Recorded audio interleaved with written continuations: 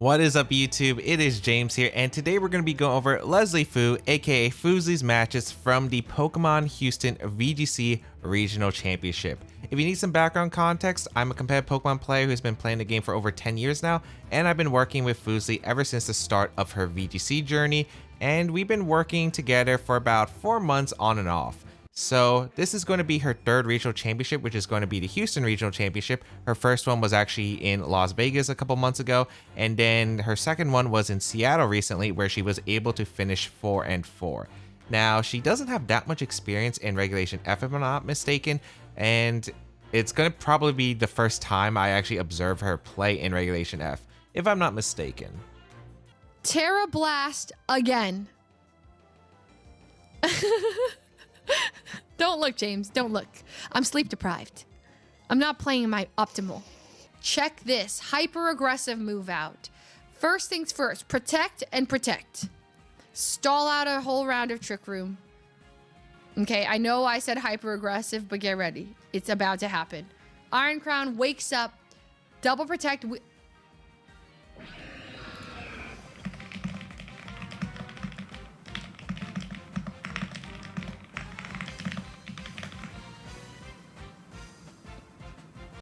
So after the Las Vegas Regional Championship concluded, which was in Regulation H, then we transitioned over into Regulation F, and I ended up giving her a bit of a breakdown of what Regulation F was because the format was quite different from Regulation H.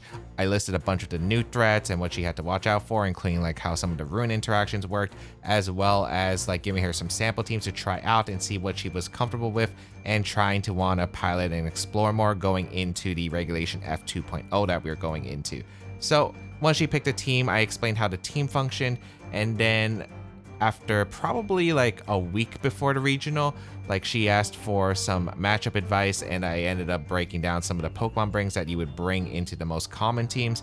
And then a day before the regional championship, which was the Seattle regional championship, we ended up playing a few games into a specific matchup that she was just having a bit of trouble with. And then she played the Seattle regional championship where she finished 4-4. Then fast forward to Houston. That is where we're going to be right now. So a quick note before we begin, because I really want to emphasize this point. This video is not supposed to be some elitist viewpoint. Like, the goal here isn't to make fun of the players for like any of the mistakes they make, and it is generally supposed to be for an educational resource to explain the plays from an objective standpoint and break them down to be used in order to improve. So that is the goal of the video here. These players are new to competitive Pokemon, and I know in Fuslie's case, she has very little competitive experience before this, and even less so in Regulation F. So I'm not going to be too harsh, but if I do sound harsh, it is because, again, it is going to be from an objective standpoint. So we are going to, again, be going over the teams real quick. I'll go over the matchups, and then we'll get into the actual matches. So this is the team that Fuslie ended up choosing for the Seattle Regional Championship as well as the Houston Regional Championship. There is like one small change that she did make in between, which I'll go over, but let's go over the team. So she is using an archetype known as Psy Spam, and basically Psy Spam involves setting up the Psychic Terrain, which is able to power up Psychic type moves, especially a move called Expanding Force, which is a weaker Psychic type move than Psychic normally, but when it's in Psychic Terrain, it gets an even more powerful boost and then becomes a spread move, and it's able to do a ton of damage, especially thanks to the Iron Crown, because with Booster Energy, which is able to boost its special attack stat, it is really able to do a ton of damage. So that is the idea of this team. It's a very more aggressive hyper offense team, which involves like Tailwind speed control with the Tornadus, which is pretty standard with the Terra Steel Focus Sash to survive any one hit, and then set up that Tailwind and as well as Rain Dance to be able to support the Urshifu Rapid Strike that's able to hit through Protect, just able to take advantage of those Tailwind turns, really outspeed, dish out a ton of damage with the Surging Strikes. That is just always able to crit. It's absolutely absurd. As Urshifu really helps the Psy Spam combination because it is able to hit the Pokemon that Psy Spam does not appreciate, mainly going to be those dark types like Incineroar and Chi-Yu, and then you also have the fighting coverage as well. The Iron Crown, of course, can take advantage of the rain as well from the Tornadus, reducing the power of super effective fire type moves if you don't Terra. And then when you Terrasilize, you do have access to Terra Water, Terra Blast. That main option is to be able to hit, again, Pokemon like that Incineroar. Can also be used as a nice defensive typing. Then we also have really powerful mons like the Ogerpon Hard Flame for redirection with the Follow Me, able to do a ton of damage as well. Can be both a support mon and a very heavy hitter, thanks to when it Terrasilizes, it does get a +1 attack boost, which can be pretty major for the damage output. You also have the Regidrago, which is just able to do a ton of damage with its spread dragon type move called Dragon's Energy. It's really absurd, and then with Dragon's Maw, it increases the power of dragon type moves, so it can do a ton of damage. And then the Entity, of course, to be able to set up that Psychic Terrain and be a support mon with Helping Hand support to power up the allies' attacks, and Follow Me as well to redirect the attacks from hitting those more frailer offensive Pokemon. And I do want to note that Psy Spam has been pretty powerful in Regulation F 2.0. It's still been a test of time. It was a team in the original 1.0 when we had the regulation a couple of months ago, and it's still pretty strong to this day. It was able to actually get top 4 at the European International Championship, which was piloted by Roberto Parenti, and it's pretty much a very, very similar carbon copy of this exact build that we see here. And we do see a small change, which is going to be Imprison on the Entity, which is going to be the one change that she had from the Seattle Regional Championship to the Houston Regional Championship. Originally, Dazzling Gleam was there just so you can have some damage and break some focus ashes, but across the board it is not too bad because you are able to stop Trick Room teams, and that's where she was a little bit struggling with. So we are going to be having the Imprison Entity because Imprison prevents the opponent from using any moves that the Entity currently has, so while it's on the field. So that's actually really nice to help out Trick Room. It's pretty standard stuff though with the Rocky Helmet, Psychic Surge, Terra Fairy Entity. We have the Terra Water Booster Energy Iron Crown, which is going to boost its special attack. Life Orb Regidrago, which is like a change from the original 1.0 regulation to the 2.0. Life Orb Regidrago just picked up because it does way more damage and allows you to run max speed, which can be very nice in some situations. And Focus Sash Tornadus, the Ogerpon Hard Flame, and the Choice Scarf Rapid Strike Urshifu. So this is the team that she ended up picking and has been working with in Regulation F. And now we're going to be going over to the teams that her opponents have, and then we're going to go over the matchups real quick, and then we'll actually get starting with the analysis portion. All right, so in round 1, Fuslie is playing against this 6 that I have listed here. So we have a pretty powerful duo in Chien-Pao and Dragonite, and it is a very physically oriented team that uses a lot of priority. So you have the Chien-Pao with the Sword of Ruin that is able to lower the defense of all Pokemon on the field besides the Chien-Pao, and that allows physical attacks to do more damage. And it's really powerful with that extreme speed priority, especially with the Terra Normal Dragonite with extreme speed. It's just able to do so much damage. And then on top of that, you also have the Life Orb Entei with Terra Normal Extreme Speed in case you don't want to bring the Dragonite as well. It is really able to hit hard with priority to outspeed the opponent before they can attack thanks to that priority and try to get quick knockouts. Then you also have tools like the Urshifu Rapid Strike with Surging Strikes with Sword of Ruin, really powerful. You have the Assault Vest Rillaboom, which is pretty standard, as well as the Booster Energy Flutter Mane. And since it's running Taunt and Terra Grass, you probably want to assume it is most likely going to be a Speed Booster variant. Although Shadow Ball is pretty interesting because you don't commonly see that on Speed Booster Flutter Mane. So that's an interesting note here. I think the only really big note is the Icy Wind Chien-Pao. Normally these teams kind of run Sacred Sword usually, and Icy Wind's a pretty interesting one. It can pair really well with Urshifu, and sometimes Icy Wind Chien-Pao actually runs a bit of physical defense to survive Surging Strikes from like Mystic Water Urshifu in some cases, so that will be an interesting note here. But let's go over the matchup that Fuslie has. So across the board, I'd say that Fuslie would have a generally good matchup into this team, mainly because you can't use priority moves onto grounded Pokemon if Psychic Terrain is up, and she does have Psychic Terrain with the Entity, so that could be a huge advantage for her. Now the only problem is there is going to be the Rillaboom, which is able to change the terrain thanks to its Grassy Surge, so it's going to be a terrain war. So she's going to need to be able to focus down probably the Rillaboom and make sure she wins the terrain war. And that's going to be pretty big because otherwise, like, Iron Crown is really good into her opponent's team. Tachyon Cutter deletes the Chien-Pao, it deletes the Flutter Mane, and there's pretty much no expanding force switching for this team other than the Chien-Pao, which of course can be caught by a Tachyon Cutter. So that is going to be a pretty big one for her.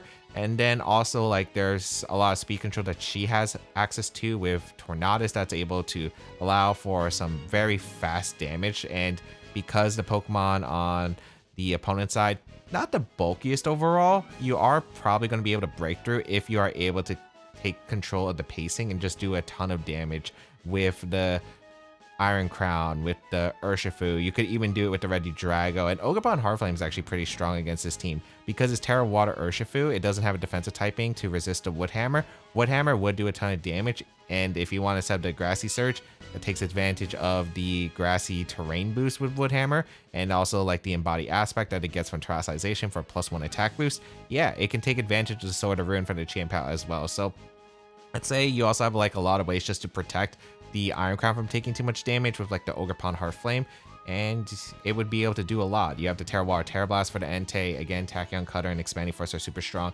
so there's quite a bit that you could do. I'd say like most of our Pokemon are pretty good here. I'd probably lean towards not bringing the Regidrago just because there is the Flutter Mane here from the opponent's side, which can be a little bit annoying for Regidrago to sweep, as well as like the priority moves from the Chien-Pao. And you also like will be playing the Terrain War, so there are some cases where you'll be vulnerable to priority moves, so something you have to keep in mind. I think Iron Crown and Entity should definitely come, and then probably like either Urshifu Ogerpon Heartflame or Urshifu Tornadus would also be pretty good here. So let's see how she is going to do in her match against her opponent in round 1 of the Houston Regional Championship. All right, this is round 1, game 2. I believe Fuslie is up a game, and let's see what the opponent brought here. Looks like gonna lead the Flutter Mane and the Chien-Pao, which makes sense. You want the Chien-Pao to be able to pressure a Torn lead, and Flutter Mane could be a interesting lead. The only problem with this lead is it doesn't really pressure the Iron Crown if it's Iron Crown plus a Redirection Mon, so that could be a little bit scary. But this matchup's already a bit tough here. You pretty much need to bring Rillaboom. If you're scared of the Regidrago, you have to bring the Flutter Mane. And then I don't really like Urshifu in this matchup. If you have Terra Steel, it could do something, but Terra Water with the Urshifu doesn't really accomplish much here. It doesn't get a knockout specifically other than maybe Tornadus with Surging Strikes.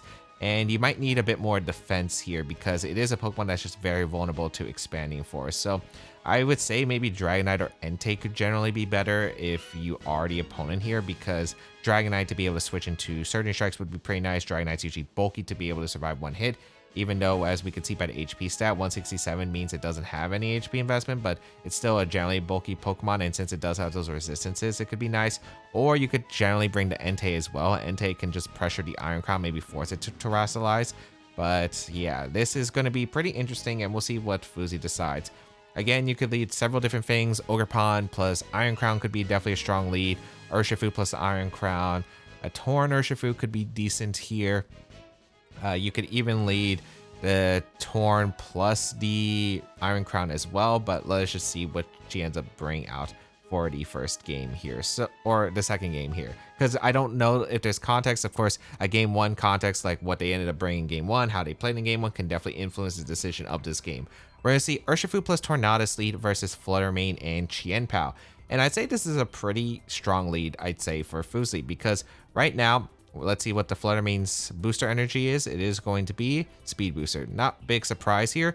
Now, as I said before, while the Chien-Pao's on the field, Sword of Ruin is active, which means that the physical attacks are doing more damage here. And you could go for something like a Tailwind with the Tornadus, so the Urshifu can actually outspeed the Flutter Mane, because currently Flutter Mane is the fastest Pokemon on the field, and with the Sword of Ruin, Surging Strikes would allow you to KO the Flutter Mane. So you could go for Tailwind Surging Strikes. If you predict a Chien-Pao to switch, you could go for a swap. You could go for like U-turn into the Chien-Pao. You could go for a Surging Strikes into Chien-Pao as well. You could go for Terra Water with your Urshifu and go for Surging Strikes as well. That makes a ton of sense here, but we'll see. If you go for Icy Wind here, not a big fan of that, because you would just go down to Tailwind Surging Strikes. Yeah, I could see the Rillaboom coming in, although this could make you be put in a messy spot the next turn. We'll see what happens, but Rillaboom is going to come in for the opponent here.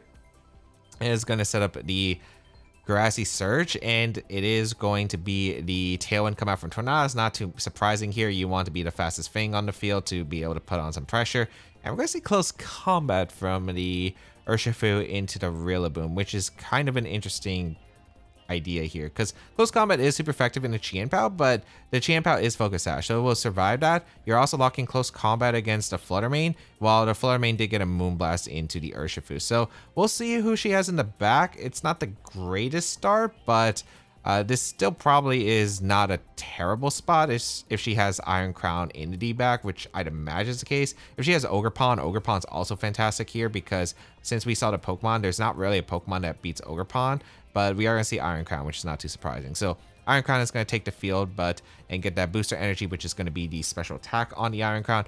But yeah, so the thing about close combat into Rillaboom, it was technically better than Surging Strikes, like I mentioned before, right? Like where you could Surging Strikes to Qianpao. Sometimes if you go for like Terra Water Surging Strikes, you can actually Oko Qianpao, and it would still do a pretty decent damage to Rillaboom. You would also survive the Moonblast from Flutter Mane if that did happen, but the options, I think, of just being able to Surging Strikes KO the Flutter Mane with either Terra Water Surging Strikes or regular Surging Strikes if you think the Qianpao staying in is pretty solid.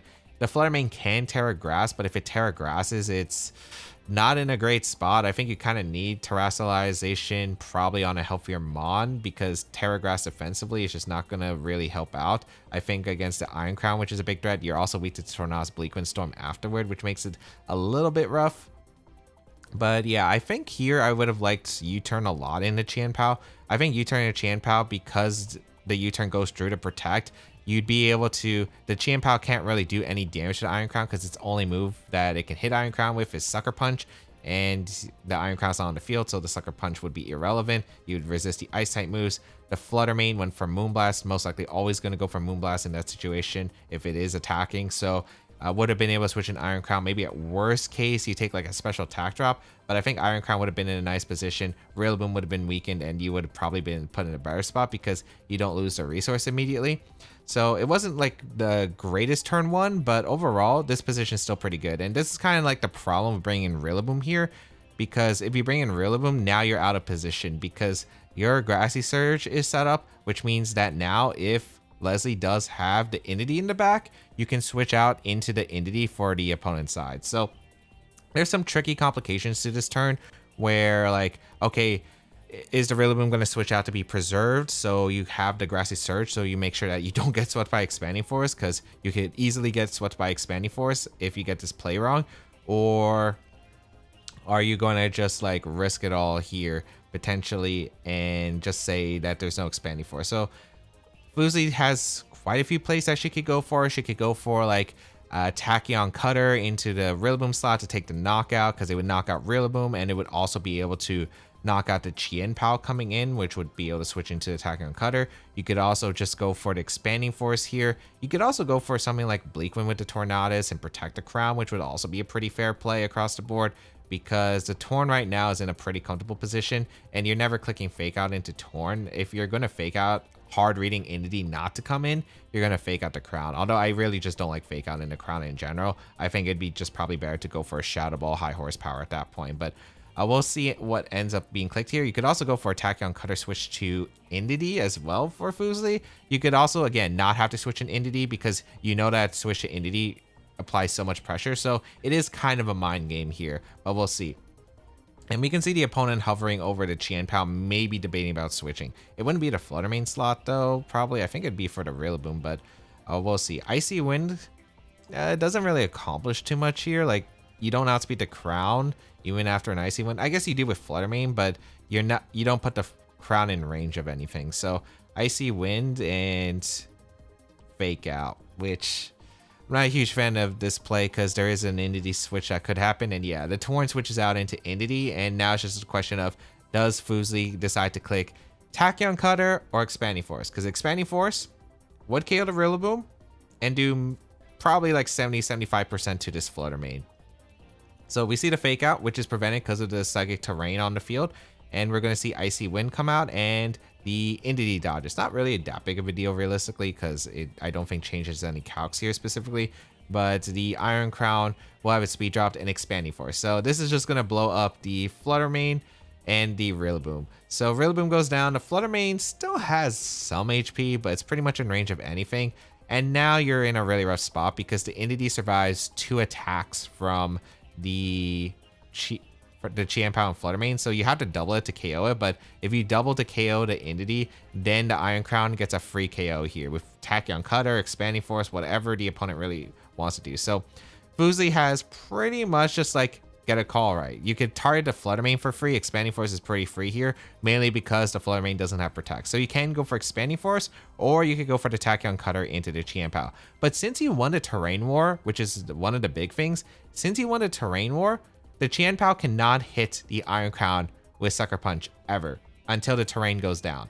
So even with the Follow Me, it's not even that big of a deal. I think here you could probably just go for Follow Me and Expanding Force. It's pretty safe here, and there's really not anything that prevents this. So we'll see. It is going to be Helping Hand's really greedy here. You don't really want to click Helping Hand. The reason you don't want to click Helping Hand here is because you KO both Pokemon regardless. Unless she's calling a switch, but even then, I think it's a super risky one in case the opponent tries to YOLO Shadow Ball into Icicle Crash to Crown slot, which maybe you could go for. But we are going to see the Expanding Force come out, and that is going to be able to KO the Flutter Mane. I do think it was a very greedy Helping Hand. It was unnecessary, but you are able to KO the Flutter Mane, and now it's down to the final two.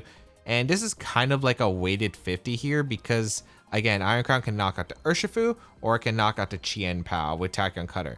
If you expect to target a Chien-Pao that just protected, you could try to attempt to double protect, and that's kind of why it's a weighted 50-50, because even if the opponent gets it right, they still need to double protect as well, which is about 33% odds. So you could go for Tachyon Cutter Follow Me, which is pretty safe here. Entity shouldn't go down to Crash at this range. It's max defense Entity. You could go, I think you have to go for like Crash crit into Entity, into Close Combat crit into the Crown, and hope you outspeed the Crown, because there is the option for Leslie to go for the Terra Waters to make sure that you resist the Surging Strike. So I think that's probably like your best bet. Or you could protect Ursh Icy Wind, I suppose, as well. And I guess you're going for a misplay here of like not needing to crit on Entity, because Icy Wind will put the Entity into Crash range. So I guess maybe the Icy Wind miss did kind of help early on, but you still need a crit into Crown regardless. And the Iron Crown dodge isn't that impactful here unless it lives Close Combat crit, which was sort of ruined maybe. But Follow Me, Tachyon Cutter, pretty much an ideal play for Fuslie's side. You are able to KO the Chien-Pao, take the knockout, and that pretty much just seals up the game here, because now you have the game locked, because you can now click Follow Me plus Expanding Force. And there is terrestrialization that the opponent does have, so you could technically resist it, but because you would be taking a hit into the Entity, which means you're taking Rocky Helmet damage because you're coming into contact with Entity for the Rocky Helmet, that means the Entity will drain some HP from the Urshifu if it's a Follow Me. And then Expanding Force, it's single target, it's special attack booster, and Urshifu's special defense isn't the greatest, so I imagine this just one-shots the Urshifu, especially if, I believe Surging Strikes here probably gives 2 hits of Rocky Helmet here. I think you need 2 hits to KO the Entity in this position. So yeah, Expanding Force should easily blow up the Urshifu, which is going to be at 4/6 of its health, because it's taking 1/6 each hit of Rocky Helmet. And yeah, there is no way to win this point. So overall, like, I'd say that this match across the board, like, again, the turn 1 I think could have been better because there was options to like not lose the Urshifu turn 1, but that's kind of the thing about Pokemon. Even though a turn could look bad in some cases, like if it's still like a way that if you're still off position, like then it still can be awkward, because for instance, even though the Urshifu knockout is not great for Leslie's side at all, she was able to win because Iron Crown was just set up in a great position across the board. Like Iron Crown was just kind of able to, as we saw, pretty much just get every knockout under the tailwind and be positioned pretty well. So maybe that's something she was trying to go for, although she could have also saved the resource for the Urshifu as well to clean up anything in the back that could have been potentially problematic. But yeah, I'd say the only real big mistake there was the greedy Helping Hand. I think the Helping Hand was very greedy and not very necessary on the turn where she went for Helping Hand against for the Expanding Force with the Flutter Mane. And yeah, maybe it's like less likely that the opponent goes for a Shadow Ball with the Flutter Mane, but the opponent is kind of in a pretty bad spot already. So there are times where you are backed into a corner, you have to make really aggressive plays in order to come back in a game. And this is probably one of the opportunities that the opponent could have. Like, let's say like the Flare main went for Shadow Ball crit into the crown and it goes down. She probably loses the game off that immediately. So that is something to keep in mind. But across the board, overall, solid game. All right, it is time for the big stream match. So we have Ryan, who is Leslie's opponent, with a pretty standard team with the Amoonguss, Cresselia, Flutter Mane, Incineroar, Ursaluna, and Urshifu Rapid Strike. So it's kind of a take on these Porygon 2 Ursaluna teams that have been very popular as of recent in Regulation F 2.0 and has the Cresselia adjustment. This team first came out in the meta at the Toronto Regional Championship, piloted by Aaron Brock and a player known as NJ, to finish top 16 and top 32 respectively, and was also able to get top 4 at the Seattle Regional Championship, piloted by Colin Heyer, who released his team shortly afterwards. So this is a pretty standard team, and I believe this is the exact pace that Colin brought, or at least like the same sets at least. I think everything is pretty much in line here. The Terra Fire Rocky Helmet Amoonguss, the Terra Steel Safety Goggles Cresselia, the Choice Specs Terra Fairy Flutter Mane, Terra Grass Assault Vest Incineroar, Terra Ghost Ursaluna, and Terra Steel Mystic Water Splash Plate Urshifu Rapid Strike. And the idea behind this team is that you do have two modes. You have that Tricker mode with the Cresselia to pair with the Ursaluna, and of course Pokemon like Incineroar and Amoonguss that are just really good at being able to set up. And then you also have more of an aggressive mode where you can actually run Icy Wind, which is able to help out a faster pace with Urshifu Rapid Strike and Flutter Mane. And unlike Porygon 2, it's nice because you actually have a ground switch in with the Levitate on Cresselia, making the Earthquake on Ursaluna a bit more effective there, but also Cresselia does make it a little bit harder for the Psy Spam player because it actually is able to resist the Expanding Force. So the matchup overall, I think it is going to be in Fuslie's favor. I have played this matchup a few times, and generally with Psy Spam, the Iron Crown is very difficult for the Ursaluna teams to really handle, mainly because the Amoonguss you pretty much never want to bring here. Expanding Force just deletes the Amoonguss. If you Terra Fire, you're very vulnerable to Urshifu Rapid Strike, so you generally just aren't able to bring Amoonguss, which is one of the best models to help out against Rapid Strike Urshifu. Surging Strikes, which is a pretty big one, and then is able to also just threaten huge amounts of damage. The Terra Water Terra Blast, Expanding Force, Tackle Cutter, all ways that can just do a ton of damage across the board to Ryan's team, and you don't have a great way of eliminating the Iron Crown immediately. You also have, for instance, the Urshifu Rapid Strike on Leslie's side. That is just able to do a lot. The Regidrago you also have to respect because Dragon Energy is able to blow up everything besides the Flutter Mane, so something you do have to keep in mind. But overall, the Iron Crown is able to put on a lot of pressure against Ryan's team. And also the Imprison on the Entity makes for some very interesting mind games because the Entity could go for Imprison to prevent Trick Room, and if you're going to go for Icy Wind, the Entity can also go for Trick Room itself, so you could actually take advantage of those Icy Wind speed drops. So that's going to be a pretty interesting note here.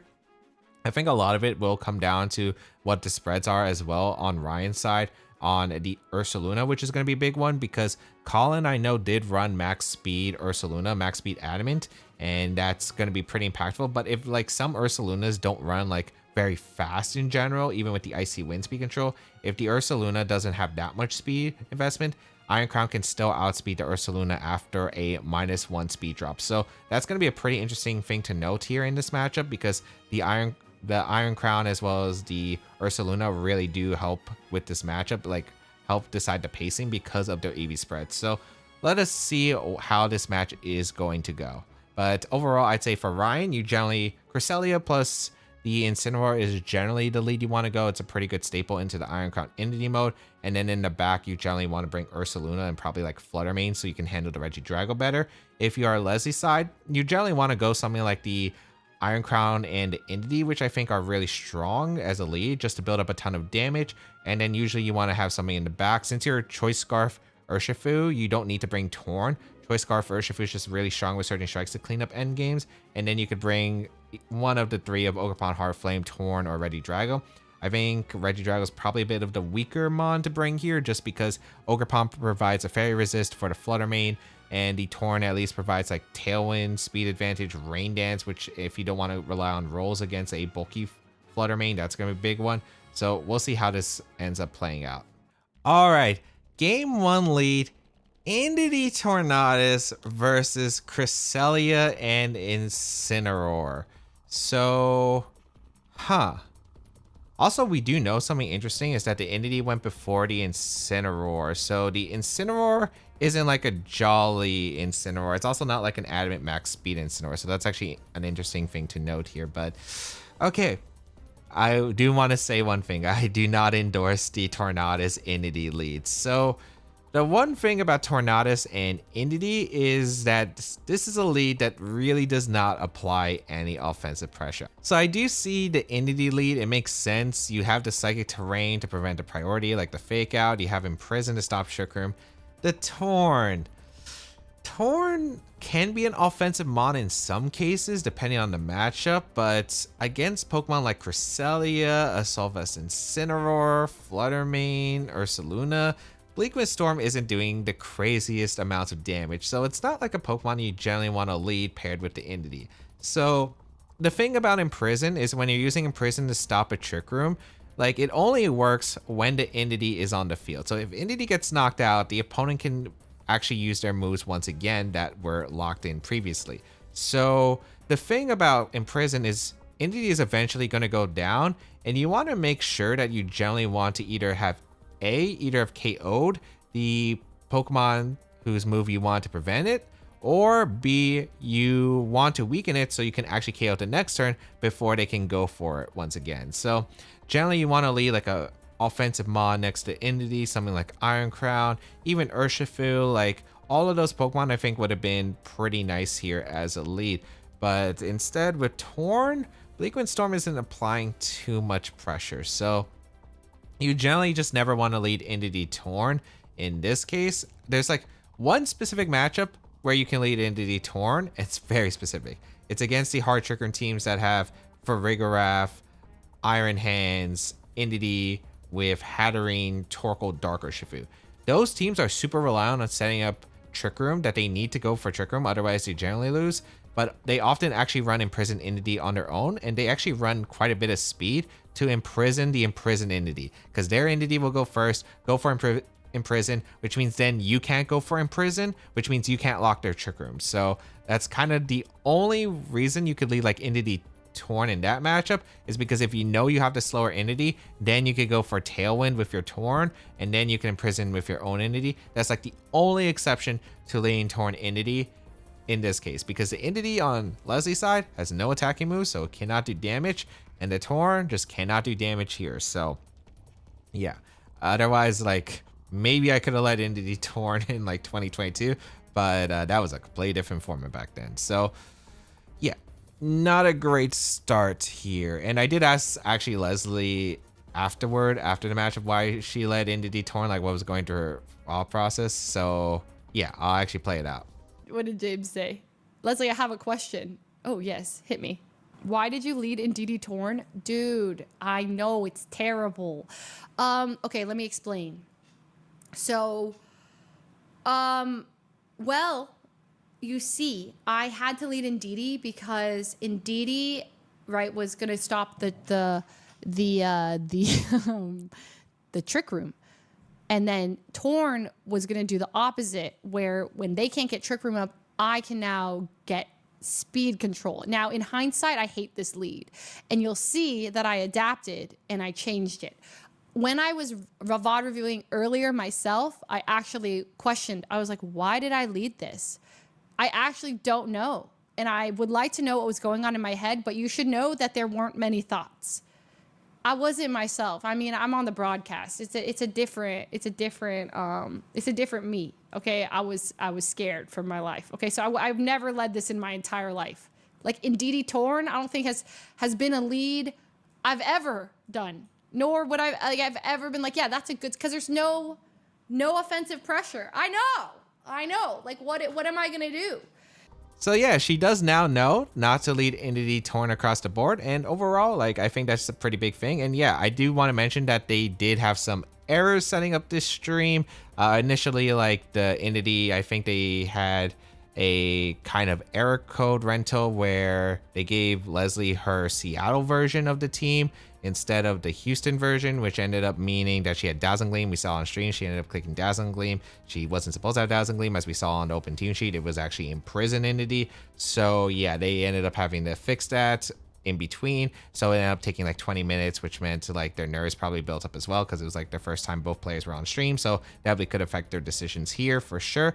But let us see how they are able to pilot it, because at the end of the day, it's competition. That's, even if you're sick, even if you're not feeling great, it doesn't mean anything. Competition will still go on like life, so you kind of have to deal with it, unfortunately. So let's see if these players can power through all of that they had to deal with. So we're going to see Icy Wind immediately, which makes a ton of sense from the Cresselia, and you could go for U-turn or knockoff. I think both are pretty reasonable. You could U-turn to try to get in your Ursaluna, because getting the Flame Orb active against this really passive option is a pretty good thing. You could also go for knockoff, which is also pretty fair here, because being able to get the knockoff, just a bunch of damage to Entity and remove it so you can set up the Trick Room later, is also pretty ideal here. So yeah, I don't think there's anything wrong with just going for Icy Wind knockoff. It's a pretty strong play. There isn't really much that Leslie can do here.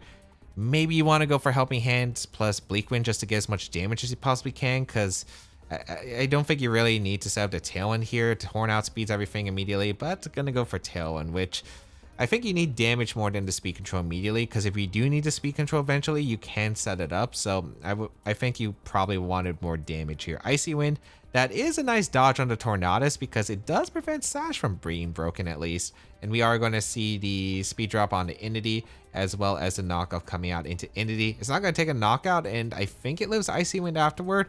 But yeah, obviously giving up the Entity isn't exactly ideal here. So you can't use Imprison, but at this point, do you really need to? You, again, don't take too much damage here.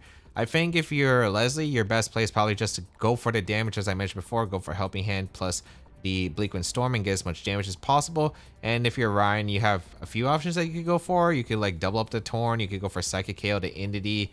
You could go for Icy Wind U-turn to set up the Ursaluna in the back. I think there's like quite a few different lines that you can go for here. So nothing too devastating. You could also go for Lunar Blessing and knockoff as well, or Lunar Blessing plus U-turn, so you're able to heal the Cresselia and the Incineroar from Bleak Wind damage, which I also don't think is a bad play here either. But you can also just decide to break the Sash on the Torn, which is looking like what we're going to see here. So we're going to see Follow Me come out from the Entity. I don't think you really want to click Follow Me here. There's like, other than Psychic Flare Blitz into Torn, there really isn't much reason to click Follow Me here, and even then it's not too bad. Bleak Wind, kind of unfortunate on the miss on Cresselia. I think if you hit that Bleak Wind, you could maybe go for next turn depending on what comes out. Urshifu comes in, maybe you could go for Rain Dance, Terra Water, Surging Strikes to KO the Cresselia, because you need the damage to KO the Cresselia, but even then, I think without the Helping Hand damage, you weren't guaranteed to KO, depending on the Cresselia spread, because I believe Colin did run a very physically defensive Cresselia here. But we're going to see the Fluttermane come in. I think you could have went Ursaluna or Fluttermane, both made sense. Ursaluna could have got his Flame Orb active, which would have been nice. It's not threatened by Tornadus, but we are going to see the Iron Crown come out. But I think even though Iron Crown does come out, Ryan pretty much does have a safe play of just switching out the Fluttermane into Incineroar, because other than like a Terra Water Terra Blast, like hard read immediately, there's nothing that Leslie can do to prevent Trick Room. Cresselia just always gets a free Trick Room off here, and there's nothing that Ryan can really do about it. So yeah, like, or there's nothing that Leslie can do about the Trick Room being set up. So yeah, like, it's a very safe play. You don't have to risk your Fluttermane. You could sack the Fluttermane if you think Incineroar is more valuable, but I think Fluttermane would probably be more valuable at this point. Incineroar is already a bit weakened, so yeah, I think if you're Leslie's side, you might have to just call whether the Fluttermane stays in and goes for Tachyon Cutter, or you go for the Terra Water Terra Blast, maybe read into the Fluttermane slot. And that's probably like what you want to go for. You could also go for Bleak Wind Expanding and hope you hit the Bleak Wind. That would also KO the Fluttermane while you build up damage to Cresselia. But the Incineroar is going to come in, which is a pretty safe play for Ryan's side.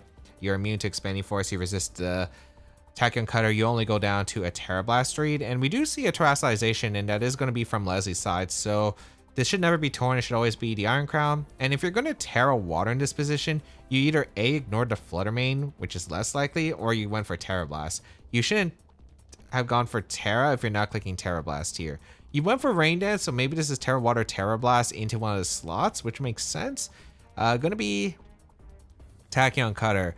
Like, maybe she was just worried about Shadow Ball, but since she had Tailwind up, Iron Crown outspeeds the Flutter Mane since it's choice specs, and you would have KO'd it before it went for a Shadow Ball, so no reason to really Terra there. So yeah, that is a Terra that actually is kind of unfortunate because you could play mind games with the Terastallization, always with the Incineroar.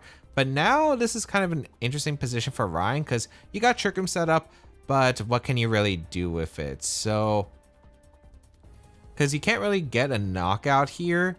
Maybe you could double up the Torn with Psychic Knockoff. Of course, Leslie could always protect the Torn. But the problem with going for the Terra Water with the Crown earlier is now Psychic went from a quad resisted into the Iron Crown to now being neutral. It actually hurts. So you taking damage to the Iron Crown is not ideal, but let's see what's going to be coming out here. Looks like we're going to see just Psychic and Knockoff being spread. You could also go for Lunar Blessing. The thing is, if you're Leslie, you don't want to double protect and give maybe a free switch to Ursaluna or like free Lunar Blessings from Cresselia to come out. So you kind of are forced to play a bit more on the offensive side while Ryan doesn't really have much aggressive pressure against you. So gonna protect the Torn, which makes sense, and go for the Terra Blast here. Gonna go out into the Incineroar and take the knockout Incineroar. So she does get one on the board, which is nice, and the Ursaluna again isn't set up yet. But one of the big things here is that Ursaluna can come in, and now Headlong Rush Psychic will KO the Iron Crown. So you do have to watch out for that, but it is a double up position. Although Torn really can't do anything here. That's the problem. Torn cannot do much damage at all to these Pokemon, but at that point, you probably still want to go for probably like Bleak Wind, and maybe you go on the offense. Maybe you're hoping Headlong Rush Psychic doesn't KO the Crown. I think it should, but yeah, that is something. You could also predict Ursaluna to protect here, which is also pretty fair. Because if you are able to catch an Ursaluna protecting, that means you could get like some pretty big damage into the Cresselia. Like you could go for Expanding Force or Terra Water, Terra Blast, and Bleak Wind, which wouldn't be bad here. So let's see. Ursaluna is going to protect here. And based on the HP stat of the Ursaluna, we know it's not really that bulky of an Ursaluna. So that actually means Bleak Winds would actually hurt the Ursaluna a lot. So the protect makes sense here. We're going to see the Bleak Wind come out. Did Leslie go for Expanding Force? That's actually a pretty big one. So we actually know that the Torn is faster than the Cresselia because of the speed drop from Icy Wind earlier. But that means the Cresselia has some speed investment because it's still -1 speed Torn that outsped the Cresselia under Trick Room. So that's actually pretty major. Unfortunately, we saw Terra Water, Terra Blast in the Ursaluna. So now that means the Ursaluna is boosted and can go for a Facade KO right here. So depends on which slot. I think you always go for Facade KO into anything. But what's actually interesting is because of the speed drop on the Cresselia, usually how the speed interaction works is Cresselia normally would be able to go after the Ursaluna in Trick Room because often it's like Ursaluna attacks, then Cresselia can go for Lunar Blessing, which would heal the burn status of the Ursaluna as well. So then by the end of the turn, Flame Orb would reactivate and Ursaluna can still attack under Trick Room without having to worry about its Guts boost being removed. In this case, because of the speed drop on the Cresselia, it actually means that Ryan can't really go for Lunar Blessing anymore because if you go for Lunar Blessing, you remove the burn on your Ursaluna before the Ursaluna attacks, which means you don't have the Guts boost, meaning you can't KO the Iron Crown that way. So you actually cannot go for Lunar Blessing, which is nice for Leslie because that means that Ryan can't go for healing while like Leslie plays passive here. Because other than the speed drop, you could always go for like Facade plus like Lunar Blessing in the upcoming turns, but now that's not an option for Ryan. So here you want to either Facade one of the slots, and I think at this point, since Leslie's down, you kind of have to either go for a double protect with Crown, or you have to get the play right of who the Ursaluna targets. But it's probably always going to be Facade into Crown generally. The Torn can live a Psychic, which is nice, so you probably just want to get Bleak Wind damage and probably just protect the Crown. Switching into Torn is actually not great. Who is, unless it's maybe Ogerpon? No, it's Urshifu. So you don't really want to do that. Yeah, Protect comes out from the Crown. So the Psychic is actually going to do a ton of damage to the Urshifu. Like Torn would have survived a Psychic and could have went for the Bleak Wind, and now the Urshifu is in range of another Psychic. So this is looking pretty bad. If you went for Bleak Wind, you actually got some pretty decent damage, and maybe you could go for like pray that in the end game that Urshifu could win on its own, but I think it's still pretty unlikely regardless. But yeah, now the Iron Crown needs to double protect. You probably have to switch out Urshifu into Torn once again, because you kind of need the offensive pressure with Urshifu in the end game. But Rain is also running out, so this isn't super ideal here. And yeah, like there's no reason not to just click Psychic and Facade here into the Crown. And yeah, this is not looking great for Leslie's side. This switching to Urshifu just means that the Urshifu took much damage. While if the Torn just went for like stayed in with Bleak Wind, you could protect the Torn, and if you get double protect with the Iron Crown, it's actually like a pretty reasonable position. I think you could actually win off that. But Torn comes in, Psychic is going to come out into the Torn, doesn't take the knockout as we see. Facade is going to come out. She also didn't go for the double protect, so the Crown does go down, and that should mean the game is over at this point. I think if you got like Bleak Wind damage earlier, you could maybe win with Urshifu, because you could go for like Rain Dance Surging since the Trick Room just ended, and maybe with that Bleak Wind Surging you could get some damage off, and you would have been full health with the Urshifu if you didn't switch. So you could actually go for a Surging into Ursaluna or Surging to Crest if you think Ursaluna switching out to Flutter and the Trick Room's coming out. So it could be like, it could be an interesting position. I think it could have came down to a read basically, but now I think the fact that Urshifu switched out means that there's no chance given here, as all that Ryan has to do. Wait, hold on. Did he click Icy? Oh no, you should never click Icy in that position. The reason you should never click Icy in that position is Urshifu is unable to terrasilize. We saw the Crown had terrasalized earlier in the game. So now you have a guaranteed Psychic Facade double up into Urshifu to take the knockout, and that would guarantee win. Icy Wind means that if Leslie goes for a Rain Dance Surging and it KOs the Ursaluna, since it's chipped and it's not the bulkiest Ursaluna, you probably still lose anyway if you're Leslie, because I think next turn you would click Psychic. But if you are insistent on clicking Icy Wind the next turn as well, when Fluttermane comes in, you could theoretically throw this game. But yeah, the guaranteed way to win this game if you're Ryan is just to click Psychic and Facade here. So Terra Ghost, you don't really need Terra on anything at this point, so you can go for Terra Ghost in case you do live Rain Dance Surging Strikes. But yeah, you should always be clicking Psychic into Urshifu. Torn is not the threat, and if you KO Urshifu, it's the only offensive pressure in the game, because you have full out Fluttermane plus the Cresselia that's healthy at this point right now. So yeah, we're going to see the Terra Ghost come out from Ursaluna. Again, could have been Psychic cleanup into Urshifu, would have sealed the game 100%. Goes for the Rain Dance with the Torn and Surging Strikes. You were probably, like, you were pretty much losing the game no matter what if you're Leslie, but you should always just click Surging Strikes, because you could always hope that your opponent messes up here. But yeah, because there's a Fluttermane in the back too. The Cresselia resists close combat, so I'm not exactly sure why close combat.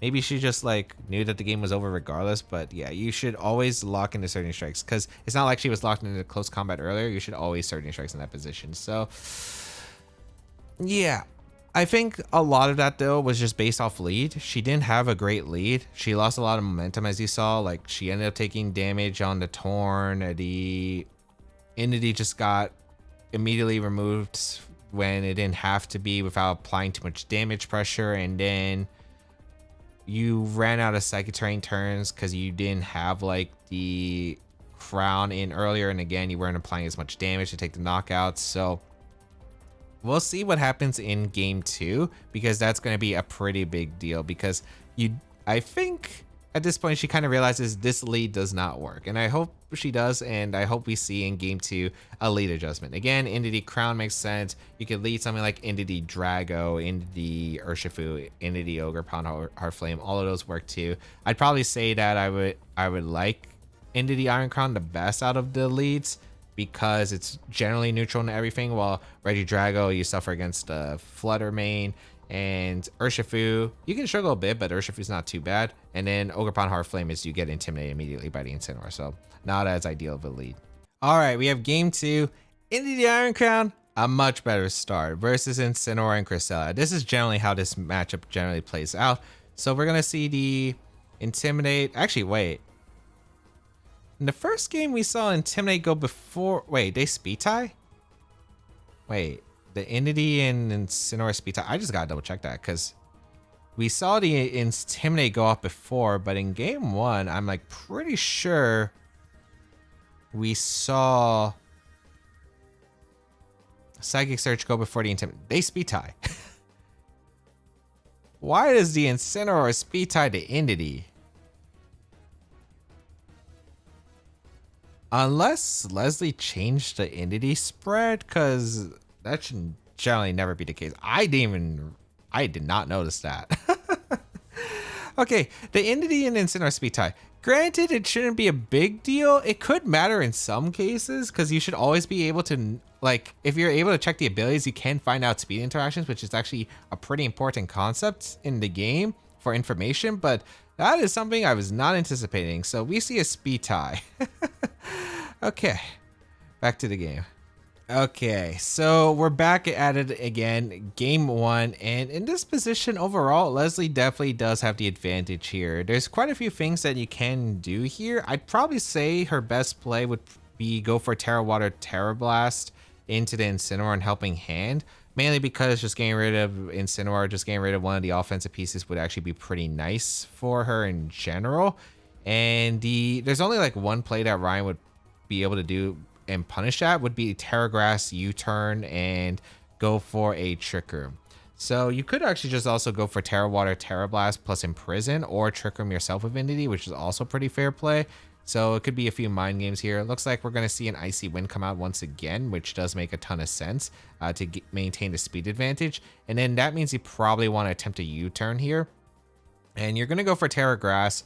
And you're going to go for Knockoff. I'm not a big fan of this. Because you Terra Grass and you don't get Incineroar out of there, the Ursaluna never gets a free position to actually set up its Flame Orb. And then the Incineroar is just going to be locked in an awkward spot. So we're going to see the Terra Water from the Iron Crown, which makes a ton of sense. And we're going to see Terra Grass. But I'm not a big fan of this play if you're Ryan. Because right now, because you Terra Grass and you didn't like try to position the Ursaluna because he wanted threats in the Iron Crown is one of the biggest threats here. You're going to be put in a really awkward spot the next turn where you're pretty much going to have to give up the Incineroar anyway, and you didn't activate the Guts on the Ursaluna. So we're going to see the Terra Water, Terra Blast, no Helping Hand from the Entity, so Icy Wind does come out. Is this Imprison from the Entity? I'm guessing it's Imprison. You could Trick Room here too. Both would be pretty fair here because you could actually take advantage of Trick Room and try to sweep yourself, because you could go for Trick Room this turn and then Imprison the next turn, which is actually pretty fair here.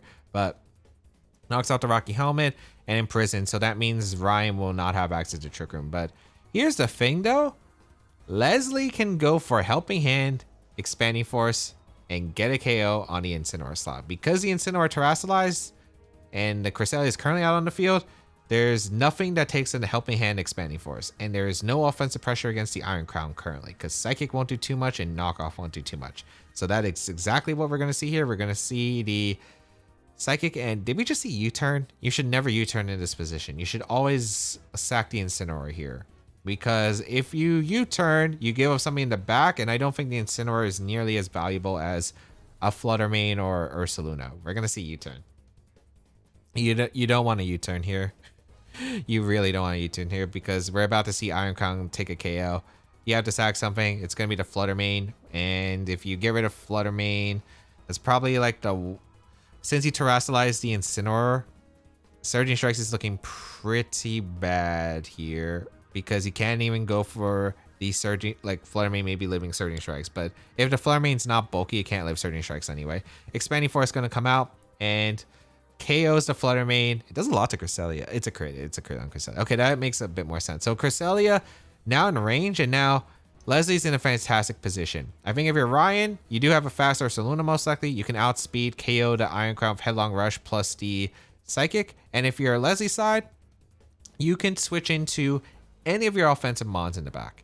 If you have a Regidrago, because you got rid of Fluttermane, Dragon Energy just wins here. If you have Ogerpon Heartflame, you can go for like Woodhammer plus Tachyon Cutter or Woodhammer Expanding Force. You could double up the Cresselia. You could target down the Ursaluna. Both are fair plays. And if it's Urshifu, you could go for Surging Strikes and Expanding Force and guarantee a knockout here, basically. So regardless, like just a one Pokemon you don't want to bring out is a Torn here, because Torn does not do anything here, while all your other offensive pieces can take a knockout, basically. You pretty much have a turn that you're guaranteed a knockout, basically, here. Or near guaranteed, because I guess if you bring out Urshifu, there's like some positioning where you can, because we saw the Cresselia is fast on this team, and I assume the Ursaluna is most likely fast here. Ursaluna coming in, and then we're going to see the Urshifu come in. So here, generally, you just want to click Surging Strikes, and you want to click Expanding Force. Surging Strikes doesn't knock out Ursaluna, to be fair, but it's not a bulky Ursaluna, but I don't think Surging Strikes should KO Ursaluna. But across the board, like, there's not much that Ryan can do, since, yeah, you could just double up the Crest slot with Expanding Force plus the Surging Strikes. We're going to see Ryan go for, instead, the Incineroar coming in, and just hoping that maybe, like, he can get Trick Room up with, well, he didn't even go for Trick Room. He went for Icy with the Cresselia. Didn't even go for Psychic crit. Close combat into the Incineroar. It does more damage to Ursaluna, but there was Intimidate that could always switch in the back, and then Icy Wind comes out. This actually could have been a very dangerous turn for Leslie, and I'll explain why in just a second here, but yeah, so Expanding Force does come out. This is going to blow up the Incineroar. The Cresselia is going to hang on, but at this point, Cresselia goes down to an attack from Iron Crown, but that did give an opening for Ryan to, I think, have maybe a small chance to come back depending on what Leslie's last is. So Ursaluna is going to come in, and I'll explain why. So basically, in that position for Ryan, the Cresselia was living if the Urshifu was taking a knockout into the Ursaluna slot. And for Leslie's side, you could go for Surging Strikes plus Expanding Force, because it KOs the Ursaluna and it KOs the Incineroar upon switch in. So regardless, like, the calc with Surging Strikes and Expanding Force is probably one she didn't know, but like, yeah, it can't, if you double that slot up, even if the switch does happen, Surging Strikes plus Expanding Force does KO the Incineroar upon switch. So yeah, didn't have to go for close combat. And what actually made that spot more dangerous is because he went for close combat. If you go for close combat, you lower your special defense. That means the Psychic, if Ryan went for Psychic, and he probably should have went for Psychic, because I think the way out of that position at this point, if you were Ryan, was to go for a Psychic crit into Urshifu. You can't set up Trick Room, unfortunately, because the Iron Crown did have a speed drop with Icy Wind from prior. So because of that, you can't Trick Room, because Iron Crown would outspeed you in Trick Room. Icy Wind doesn't accomplish anything into the Urshifu here, so I think here you had to go for the Psychic crit into the Urshifu.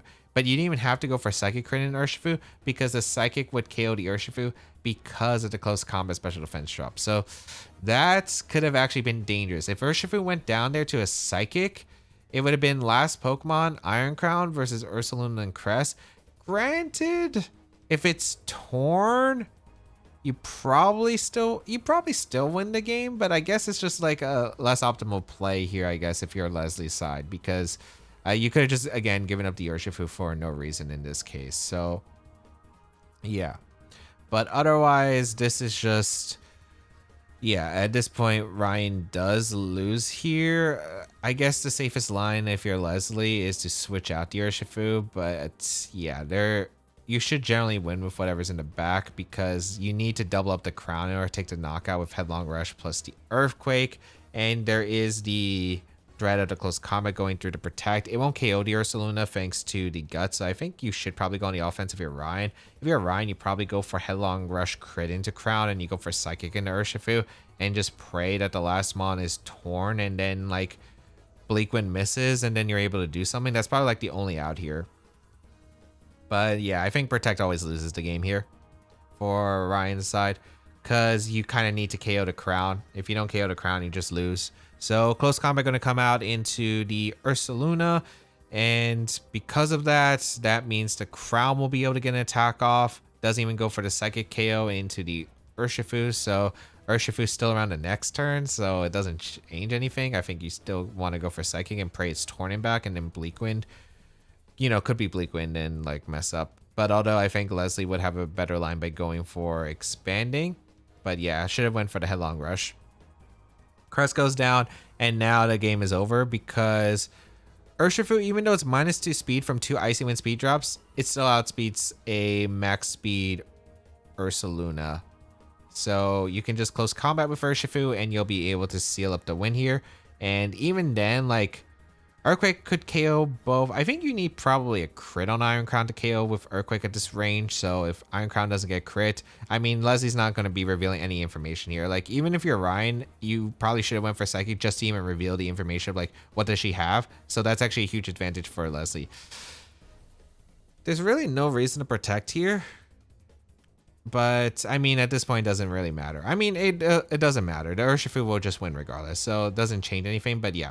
Overall, a pretty solid game from Leslie, I'd say. Again, there were a few optimizations that could have been a little bit better. Like, you didn't have to go for the Imprison immediately. You could have just went for the Helping Hand, Terra Water, Terra Blast into the Incineroar.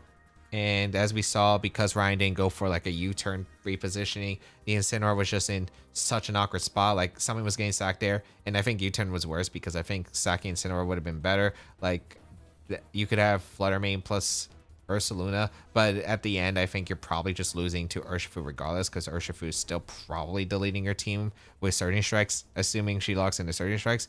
Close combat is like the one play that was overall like not that ideal, I think, because locking into close combat, again, Surging Strikes into Expanding Force would have KO'd. But overall, I'd say definitely a much better adjustment in this game 2. I think she definitely learned the game 1 plan did not work, and this game 2 plan was just a lot better and executed by Leslie.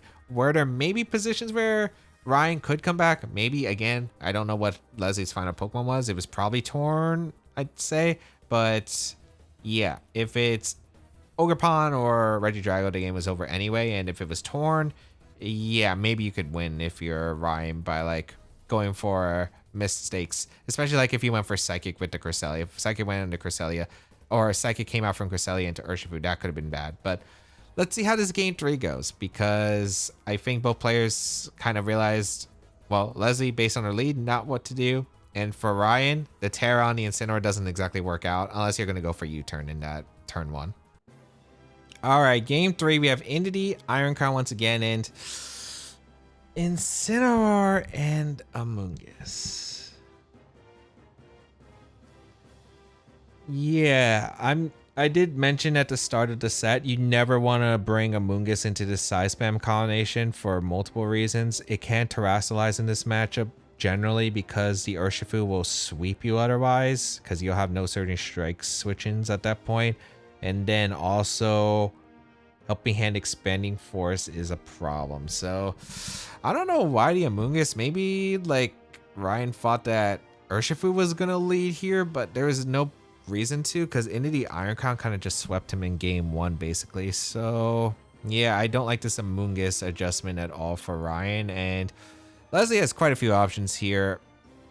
You could go for Helping Hand Expanding Force. You could go for Terra Water, Helping Hand, Terra Water, Terra Blast into the Incineroar.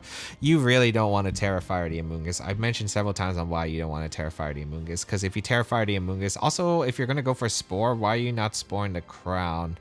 Like, I think at this point you kind of have to play mind games of like, maybe you could go for like a U-turn with the Incineroar and build up some damage, get rid of the Entity, and have Amoonguss just absorb attacks into protects. But yeah, this is not a great one here, I think. But let's see what Leslie does here. We are going to see the terrestrialization from Ryan's side, which means that the Iron Crown didn't Terra, which is surprising, because I guess you could get away with it if you're predicting no Flare Blitz into the Crown slot, because the Entity could follow me. But Helping Hand, okay, should be Expanding Force. Expanding Force KOs the Amoonguss, and that would be nice.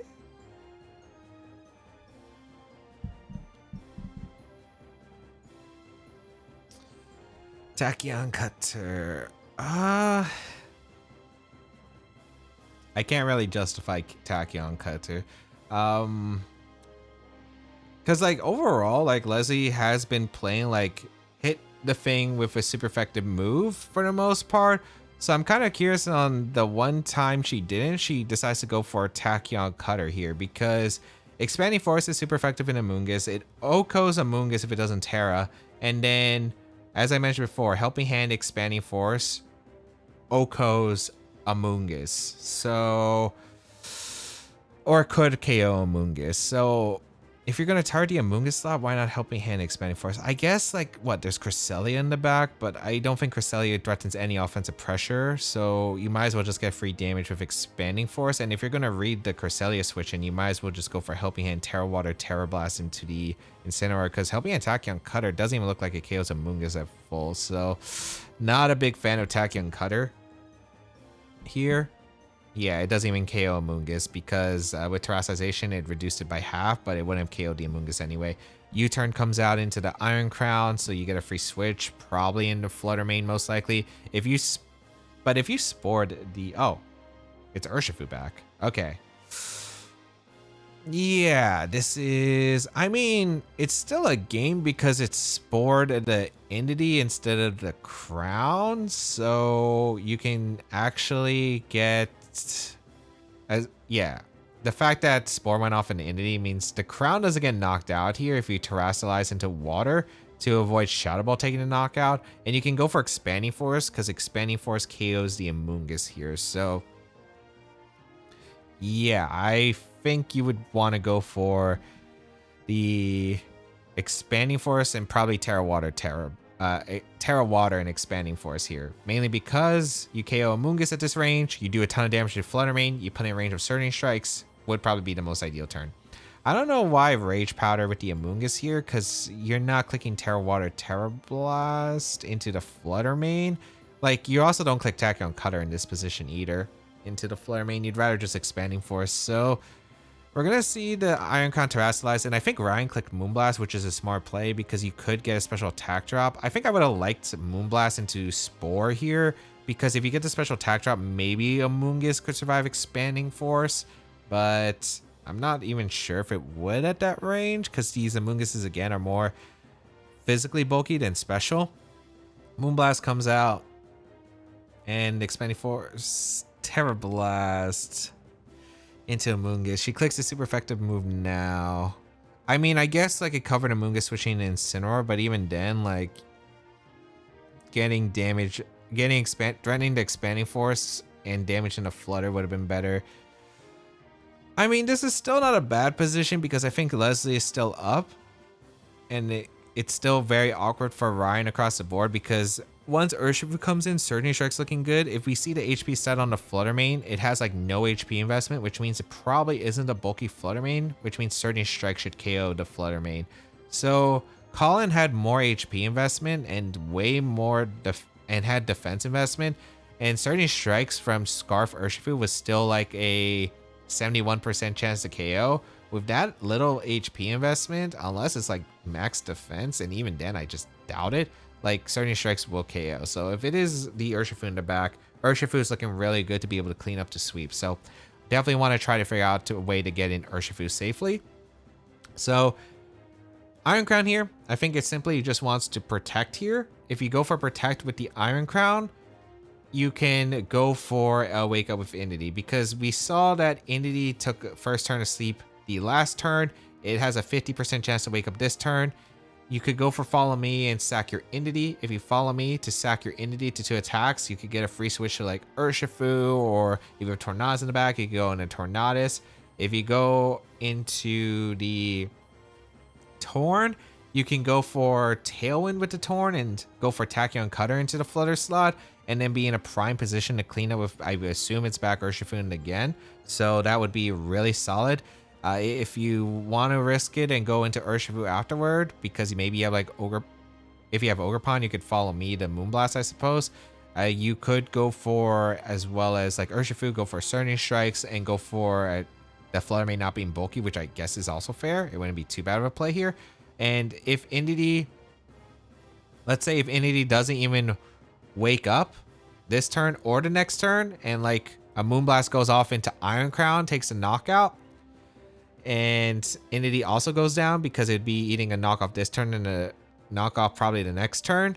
You could bring out, I assume it's probably going to be like Torn Urshifu, and you could like Rain Dance Surging and then be in a really dominant spot to take the KO with Choice Scarf Urshifu because you don't have to risk a roll on Fluttermane if you think it's a roll. But yeah, let's see what's going to come out here. I think Iron Crown should always protect, and the Entity should either, you could follow me or you could like go for a Helping Hand or Imprison just to waste a turn. Both are pretty fair plays across the board. So I could see either realistically here. I don't think you want to Trick Room with Entity though, because you want the Choice Scarf Urshifu to kind of sweep what Ryan has. So we're going to see Moonblast and Knockoff. Ryan's kind of forced to do this because you can't really let the Entity get a free switch without KOing one of the big threats on the field. So I think if you're Leslie, you want to click Protect and whatever with the Entity. You can click anything other than Trick Room works here. Anything other than Trick Room works here. So where's the Iron Crown Retreat? Is this Ogre Pawn? Wait, it's Urshifu. Okay, remember when I said you want to set up the Urshifu for the end game? You do not want to risk tossing your Urshifu here. Like, this is probably one of the ways that it's just the game could be lost right here. Even if you lost Iron Crown this turn, it is not that bad. Because Urshifu could just clean up the game with like whatever the last mon that Leslie has unrevealed. If you risk Urshifu, you risk losing the game here because if it's Torn, you can't hit the Incineroar for that much damage with the Iron Crown in range of knockoff. If it's Ogre Pawn, you have a really tough time of damaging the Incineroar. And if it's Regidrago, you lose to Fluttermane clicking Dazzling Gleam after switching out. So you're going to need Entity to wake up right now and click Follow Me. And I mean, it luckily does wake up, but that was a 50% chance that Entity just didn't wake up there. So that could have been disastrous. Also, like if that Moonblast, since it did so much, if it crit the Entity, like if you crit the Entity with Moonblast and the knockoff went into Urshifu, that was also pretty rough. So yeah, you just don't want to generally risk that. You generally don't want to risk that. So yeah, like if she clicked Follow Me and like Tachyon Cutter, it would have worked out. But yeah, like that would have been better. But risking the Urshifu, definitely not.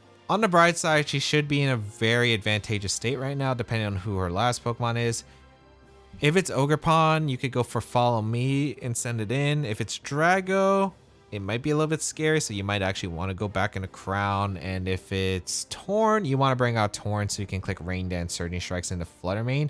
Because, as I mentioned before, Surging Strikes with Rain will always guarantee KO of Fluttermane, even if it has a lot of physical defense investment. Some are EV to survive Surging Strikes from Urshifu.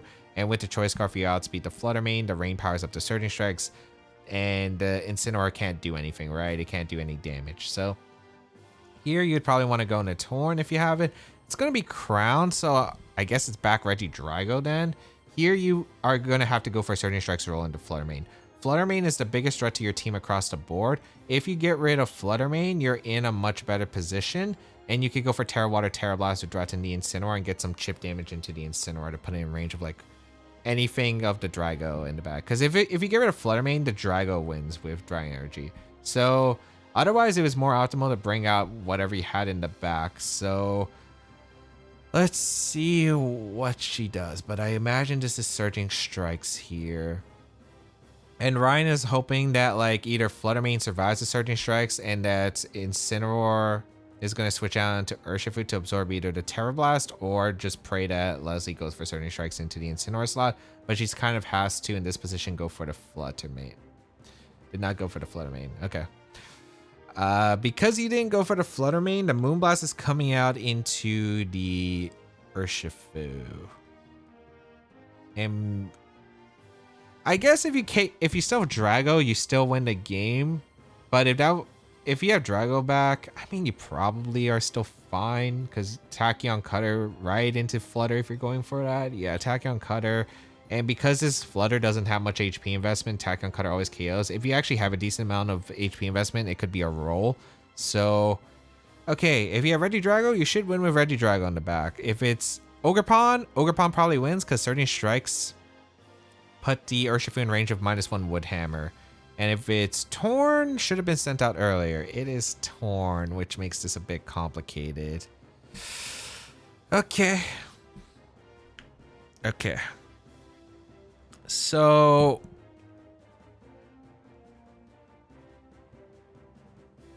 yeah. This is probably the worst outcome here for Leslie, but it's still pretty winnable. At this point, I think Ryan has to hope. Well, there's like two plays that you could do if you're Ryan. If you're Ryan, you could either go for a fake out Surging Strikes and a Torn if you believe your Urshifu is faster than the Torn. Because if you KO Torn, then you could go for knockoff in the Crown, assuming Terra Water Terra Blast doesn't crit the Incineroar, and you win the game that way. Or if you think Crown is faster than your Urshifu, you could go for knockoff into the Crown and Protect. Because there's only like one real big way that I think Leslie punishes that, and I don't think she's going for it, which is a Rain Dance Terra Blast into the Incineroar. So we're going to see the knockoff Detect play. You are hoping that this is going to be expanding force here, but realistically, Leslie should just click Terra Water Terra Blast into Incineroar and Bleak Wind. I don't think that KOs, but you kind of need to damage an Incineroar with the Terra Water Terra Blast, or you don't KO the Incineroar, basically. And the Urshifu is in range of Bleak Wind, so at this point, you might as well just go for the... I think at this point, you just go for Bleak Wind, Terra Water, Terra Blast, and just hope that Fake Out doesn't go off in the Torn, or that you have a faster Iron Crown and get the Terra Blast off. So we're going to see the Urshifu go for Detect.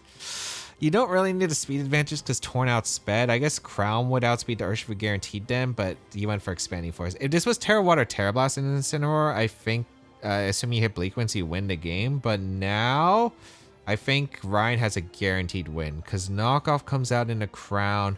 Crown goes down, and Ryan does have a guaranteed win at this point. So the way Ryan has a guaranteed win is you go for a Flare Blitz into the Torn, and you go for Aqua Jet. With the Splash Plate, the Aqua Jet will do probably around 40%, and the Flare Blitz will be able to pick up afterward. You're going for Surging. And the Bleak Wind misses both. I will say that this was 100% a misplay. Like, this was actually giving Leslie a chance to win the game. So the reason this gives Leslie a chance to win, as I mentioned before, if you go for Aqua Jet plus Flare Blitz into the Torn, you should guarantee the knockout. Because Ryan went for Flare Blitz and Surging Strikes, the problem is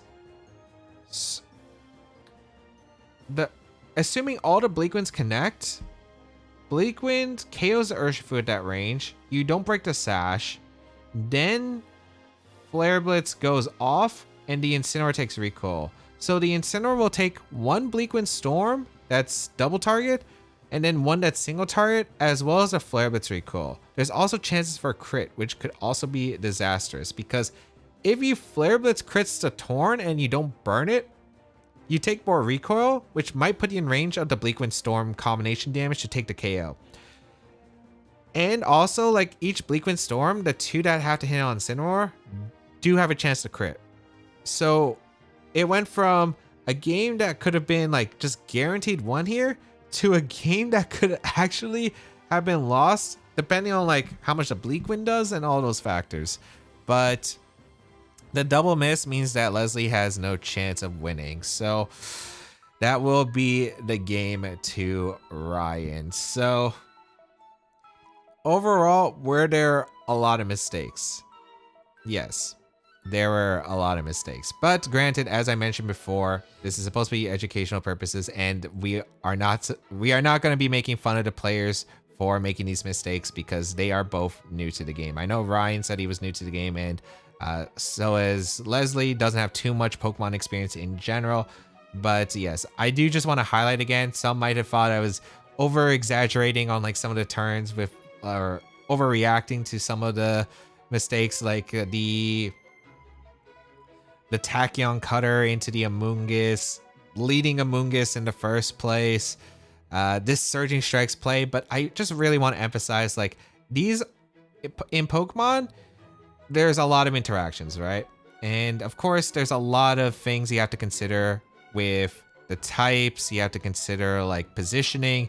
And as we saw, like even one bad turn might not be so bad if you're still well positioned, but one turn can definitely change an entire game. Like it can absolutely just like, you could be one turn from just losing the game instantly. And those turns that I highlighted, again, if it was like Helping Hand, Expanding Force, the Amoonguss could have just went down, the game would have been set basically. The Urshifu switching in for the crown, if it wasn't the Indeedee waking up, could have just been instant game over because the Urshifu wouldn't gone down, and then I think you probably just lose the game to Fluttermane at that point. So yeah, I just want to always just highlight, like, again, this is more for educational purposes, as I said before, because again, I just want everyone who is watching this video to kind of get an understanding of like why these plays could like cost these players the entire game and the set, because these little decisions really add up over time. And as we saw, like if there were any like slight optimizations to some of the plays, like it could have been completely different. Like again, Leslie could have had a bunch of advantageous positions and with just a few small optimizations. So yeah, I do just want to say that again, for educational purposes, because I do want everyone to kind of understand, and I do want, if the players do watch this, so that they can look back at this and kind of understand these plays and then get better at the game after learning like why these plays aren't optimal. So that is basically what the goal of here is on this channel. So was this the best I've seen Leslie play? I have watched her play in Regulation H. I've done VOD review with her before, and I would say this is not her strongest showcase, but again, there were some factors that I did mention before. This is her first time on stream, as well as the fact that they did have like some errors at the start of the stream. So yeah, it's like her first time, both her and her opponent. And again, they're kind of new to the game. Leslie doesn't have as much, I think, Regulation F experience as she worked on for Regulation H. So I do think that overall, like, I do think that from like her beginning standpoint, like when she first started in like the beginning of Regulation H to now, I think she's generally improved. Was this her best showcasing though? Probably not, but I am excited to see like how she will go, especially with Pokemon Champions comes out. And I know she's been telling like everyone that she is, including myself, that she wants to like compete, especially when Pokemon Champions drop. So that'll be exciting.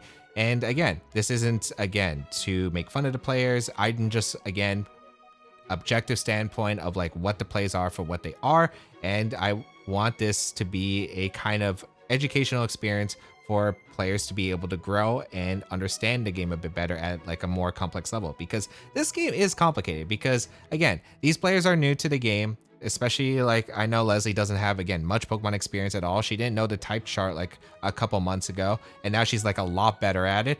And then there's like a bunch of like levels to this game where you have to learn all the information from the new Pokemon, which a lot of them she still was kind of like trying to understand as she was going along, as well as just like board position, like positioning, right, in general, like where I felt like we saw like in game 1 where the lead wasn't that great, she adjusted well in game 2, and then, you know, maybe just like a few things that could have been more optimized, she could have been put into a really good board state and just been able to win this game. Definitely was a winnable set across the board, and I'll be looking forward to seeing how she improves overall, because I think she has made a lot of progress throughout my time working with her, and I hope to see that she does well in Champions. But that is going to be it for today. Hope everyone has enjoyed the educational experience, maybe a bit more analytical than like some other Pokemon videos that you are used to seeing, but again, I do want to make sure and clarify and give like the best understanding of to like why these plays again could have been better and like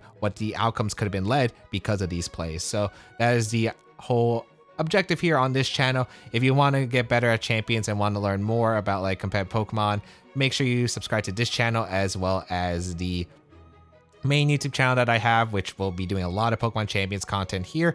And yeah, make sure you go check out Fuslie as well. And good luck to both Fuslie and Ryan in their future events.